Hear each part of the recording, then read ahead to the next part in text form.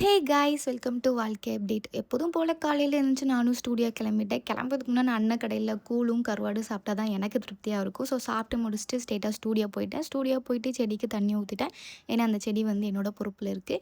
So முடிச்சுட்டு அப்புறம் வந்து ஆல்பம் பண்ண ஸ்டார்ட் பண்ணிட்டேன். இந்த மந்தோட தேர்ட் ஆல்பம் என்ன நினைக்கும் போது எனக்கே ப்ரௌடாக இருக்குது. ஏன்னா நான் ஆல்பம் ரொம்ப ஸ்லோவாக பண்ணுவேன், அதை கொஞ்சம் ஃபாஸ்ட்டாக பண்ணிகிட்ருக்கேன். ஸோ ஒர்க்கெலாம் முடிச்சுட்டு சரி பிளேட் சாப்பிட்லாம், கொஞ்சம் பசி இதனால் வெளில வந்து பிளேட் சாப்பிட்டேன். ஸோ வந்து வடை பிளேட்டுன்னு சொல்லுவாங்க, எங்கள் ஊரான பிளேட்டுன்னு தான் சொல்லுவாங்க. ஆனால் வந்து சூப்பராக இருக்குங்க. என்னோடய சின்ன வயசுலேருந்து நான் வந்து இதை ரொம்ப அடிக்டட்.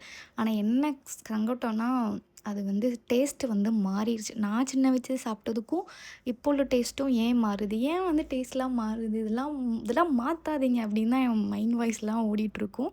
ஸோ எல்லாமே சாப்பிட்டு முடிச்சுட்டு நானும் இன்றைக்கி வந்து கொஞ்சம் வேலைகள்லாம் முடிச்சுட்டு நானும் வந்து ஸ்ட்ரெயிட்டாக வீட்டுக்கு போயிட்டேன். இன்றைக்கி ரொம்ப லேட்டாக தான் போனேன், ஏன்னா எனக்கு கொஞ்சம் ஒர்க் இருந்ததுனால.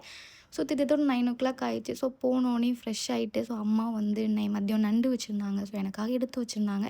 ஸோ அவங்க வந்து சட்டியில் போட்டு பெரட்டி எனக்கு கொடுத்தாங்க. ஸோ நானும் வந்து நல்லபடியாக திருப்தியாக வந்து டின்னரை வந்து சோறு தான் சாப்பிட்டேன். சாப்பிடக்கூடாது, பட் நண்டுனால நான் சாப்பிட்டேன். ஓகே மக்களே, பாய்.